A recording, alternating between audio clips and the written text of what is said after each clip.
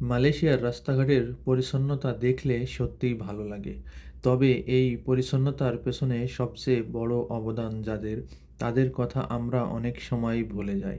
প্রতিদিন ভোরে যখন বেশিরভাগ মানুষ দিনের কাজ শুরু করার প্রস্তুতি নিচ্ছেন, তখন কিছু মানুষ নিয়মিতভাবে রাস্তার পাশের ডাস্টবিন থেকে ময়লা সংগ্রহ করে গাড়িতে তুলে নিচ্ছেন। তাদের এই পরিশ্রমের কারণেই রাস্তাঘাট পরিষ্কার থাকে, ময়লা জমে থাকে না এবং শহরের পরিবেশ সুন্দর থাকে। এর পাশাপাশি মালয়েশিয়ার সরকারের উদ্যোগ, নিয়মিত বর্জ্য ব্যবস্থাপনা এবং পরিষ্কার পরিচ্ছন্নতা নিয়ে মানুষের সচেতনতাও গুরুত্বপূর্ণ ভূমিকা রাখে।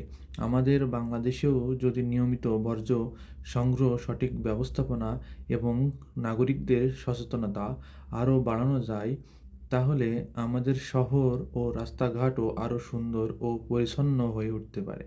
পরিষ্কার পরিচ্ছন্ন দেশ শুধু সরকারের দায়িত্ব নয়, এটা আমাদের সবার দায়িত্ব।